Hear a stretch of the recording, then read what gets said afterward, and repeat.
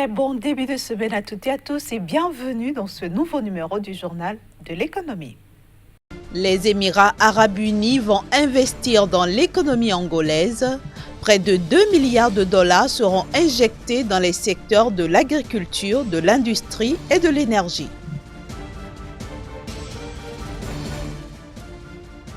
Près d'un tiers de la population égyptienne vit sous le seuil de la pauvreté.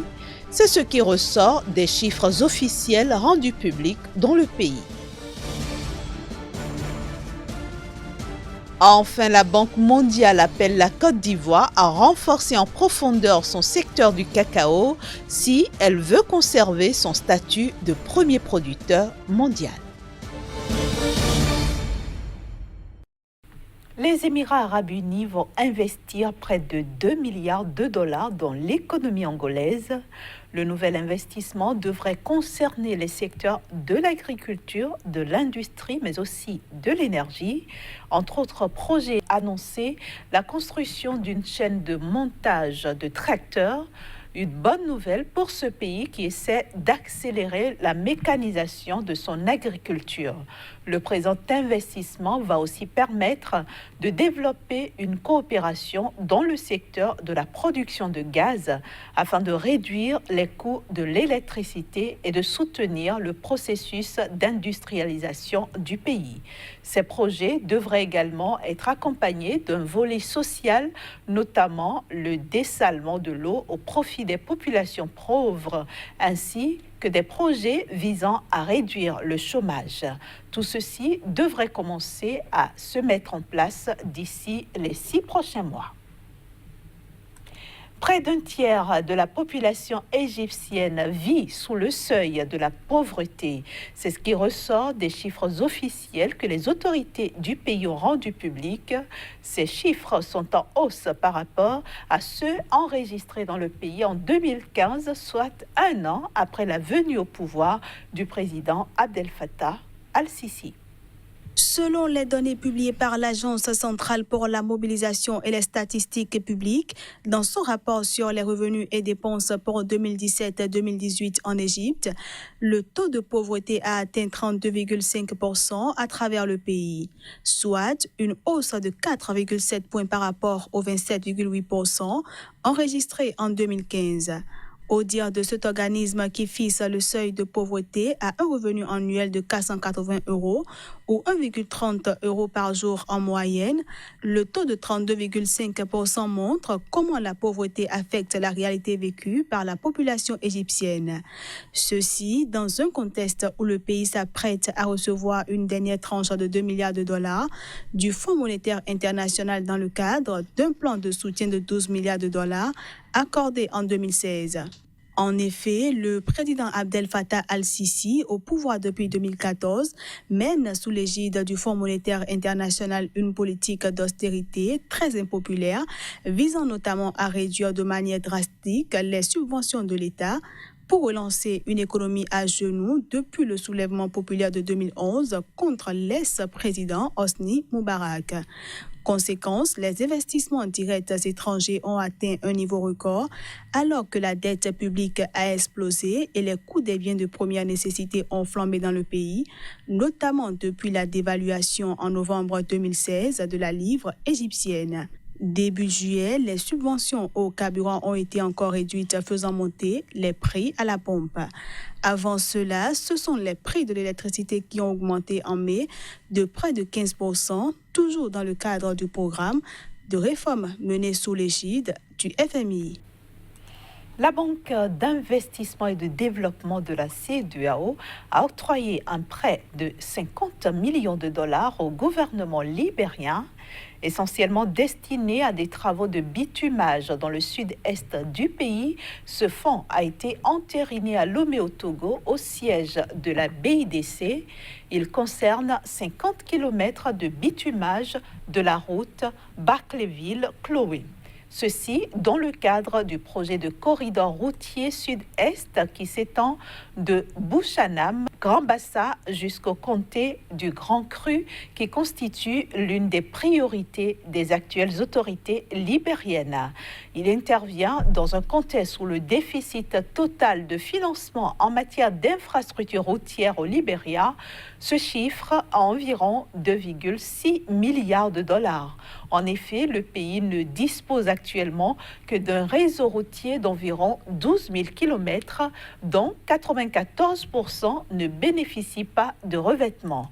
En outre, 90% des routes non revêtues sont situées dans les zones rurales où vit une grande partie de la population libérienne. La Côte d'Ivoire doit réformer en profondeur son secteur du cacao si elle veut conserver son statut de premier producteur mondial. Ce n'est pas moi qui le dis, mais la Banque mondiale. Dans un rapport récemment rendu public, l'institution internationale prévoit une croissance de 7,2% pour la Côte d'Ivoire, essentiellement boostée par le secteur privé. La Côte d'Ivoire devrait enregistrer une croissance à 7,2% en 2019. C'est ce qui ressort du dernier rapport de la Banque mondiale sur la situation économique dans le pays. Abidjan se positionnerait ainsi juste derrière son voisin ghanéen. Sa croissance devrait être stimulée par un secteur privé de plus en plus dynamique grâce aux réformes entreprises pour améliorer le climat des affaires, mais aussi aux investissements anticipés avant les élections d'octobre 2020. Pour les experts de la Banque mondiale, c'est le secteur agricole qui devrait mener la danse en Côte d'Ivoire dans une perspective à long terme. En effet, même si le poids de l'agriculture ivoirienne dans le PIB national a diminué de moitié en 60 ans, elle procure encore un emploi à plus de la moitié des ménages. Par ailleurs, ces produits exportés représentent près de 60% des exportations totales du pays. Premier producteur mondial de cacao, la Côte d'Ivoire fait cependant face à de nombreux défis et peine encore à faire de son cacao un facteur de croissance inclusive. Entre la concurrence internationale, les vergers vieillissants, les exigences des consommateurs et la main-d'œuvre en décroissance, les maux de la culture de l'or brun ivoirien se sont multipliés ces dernières années.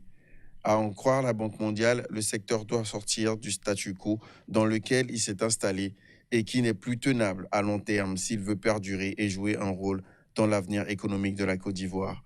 Entre autres solutions préconisées, le passage du commerce de la matière première à celui de produits finis et une meilleure répartition des prélèvements fiscaux. Direction maintenant le Sénégal où l'on note une hausse des exportations et aussi des importations au mois de mai 2019. On en parle juste après une petite pause avec Casmic Média.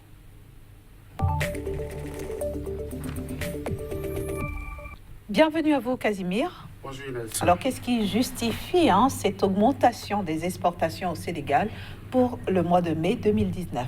Merci Inès. Il faut dire que le Sénégal a connu une très belle performance sur le marché international, notamment avec ses clients, grâce donc à l'abondance de sa production, non seulement en matière première, mais aussi en matière, en produits donc manufacturés. En effet, il faut le dire, Madame Inès, pour le compte de l'année 2019, surtout le mois de mai, les produits miniers ont connu véritablement un taux de croissance des meilleurs. Selon donc la statistique, on annonce environ 191,3 milliards donc, de recettes issues donc, des exportations pour le compte de l'année, du mois de mai 2019 contre 157,9 milliards donc, pour le mois de février. C'est à dire que le Sénégal a travaillé beaucoup au cours donc, du mois de mai pour véritablement s'offrir un mieux-être en ce qui concerne donc, la croissance de ses exportations. La statistique affiche 21,2% donc, de taux de progression, ce qui véritablement montre le niveau d'évolution donc, des exportations au niveau du pays. Et on note plusieurs produits qui ont donc donné cette embellie au niveau du pays. Au-delà de ça, il faut dire qu'un glissement paiement annuel, le Sénégal a affiché un très bon taux donc, de croissance. En effet, pour le compte donc, de la même période en 2018, le pays avait déjà travaillé pour s'offrir donc, un taux de croissance de 17,2%. Et cette année, le pays est allé autour donc, de 21,2%. Véritablement, le Sénégal est en train donc, de gagner le pari des exportations.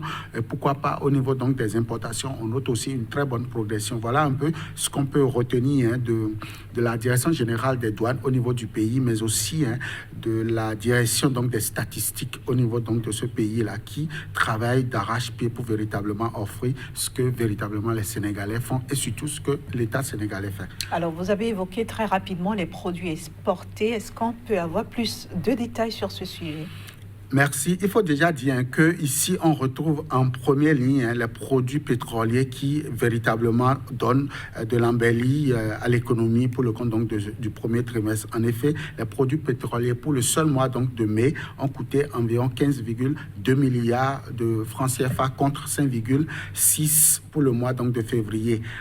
À la suite donc des produits pétroliers, on note également une croissance au niveau de l'engrais agricole bien évidemment, qui offre 8,1% donc de milliards en ce qui concerne donc les recettes contre 0,8% pour le mois de février. Et vient en troisième position le poisson frais de mer. Oui, le Sénégal est un grand producteur et exportateur donc du poisson frais en direction donc du continent européen, américain et aussi asiatique, avec une croissance de 40,5% en ce qui concerne donc le mois de février. Et en dernier ressort, le quatrième produit qui donc permet aujourd'hui au Sénégal d'afficher donc une croissance de 21,2% pour le compte donc du mois de mai, c'est l'or non monétaire. En effet, ce produit a connu une croissance de 33,1%. Voilà les 4 produits qui véritablement ont donné d'embellie donc pour le mois de mai. Mais il faut également préciser qu'il y a 2 autres produits qui se sont illustrés, non pas positivement, mais un peu négativement, car ces produits ont connu donc un repli. Il s'agit en effet donc du brut d'arachide, d'huile brute d'arachide, qui a connu donc une régression de moins 85,7% du produit intérieur brut, et de l'acide phosphorique qui également a connu donc un repli de moins 22,2%. Voilà un peu ce qu'on peut noter en termes donc de statistiques, en termes donc d'embellie, mais aussi en termes donc de compte performance des produits pour le compte donc du mois de mai. Et pour finir, il faut dire que le cumul pour le premier trimestre donc de l'année 2019 présente au Sénégal 904,5 milliards donc de recettes collectées par l'État sénégalais. C'est un peu trop, et c'est une bonne performance. Comparé donc à la même période en 2018, il faut dire que le Sénégal a connu une croissance de 35,6%. On pourra donc dire que le Sénégal, en ce qui concerne donc les exportations, voilà, a connu une très belle performance au cours donc du premier trimestre 2019. Et quels sont les pays qui ont profité de tout ceci? Alors, quand on regarde au compteur, on voit la Suisse, qui donc est le premier donc client du Sénégal avec 16% donc de ces exportations-là. Vient le Mali, oui, le Mali a donc pu donc engranger, enfin a pu consommer 12% donc des exportations au niveau du pays. La Chine et l'Inde viennent donc troisième et quatrième avec respectivement 9,1%, l'Inde donc 8,3% et la Côte d'Ivoire qui ferme la marche donc du top 5 des clients potentiels donc du Sénégal avec 5,8%. Voilà donc ce qu'on peut noter en termes donc de pays clients, de pays partenaires qui donc offrent également la devise donc à ce pays qui travaille beaucoup, il faut le dire, même si la politique a un peu de couac à mettre donc dans les roues de ce pays. Alors qu'est-ce qu'on peut retenir très rapidement sur les importations, toujours au cours du mois de mai 2019? Bien sûr, Inès, il faut dire les importations également ont connu une croissance et on annonce une évolution donc de 419,5 milliards de francs CFA contre 322,2 milliards de francs CFA. La période que nous sommes donc en train de citer, précisément le mois de mai 2019, soit une croissance donc de 30,2%. Il faut dire ici que le Sénégal, pour le compte de l'année 2019, est en train de gagner le pari donc de la balance commerciale qui donc sur le continent est beaucoup plus déficitaire qu'excédentaire. Aujourd'hui, le Sénégal est en train de travailler pour véritablement renverser cette tendance, et les importations, même si elles ont connu une croissance, ne sont donc pas à la hauteur donc des... Enfin, les importations ne sont pas venues à la hauteur donc des exportations pour le compte de ce trimestre-là. On va observer le reste donc de la période 2019 pour voir si véritablement le Sénégal pourra donc gagner le pari donc d'une balance commerciale excédentaire pour le compte de l'année budgétaire 2019. Merci beaucoup Kazmik Bedian et très bonne semaine à vous. À vous demain. Voilà, chers amis téléspectateurs, ce sera tout pour aujourd'hui. Merci de nous avoir reçus chez vous et à bientôt.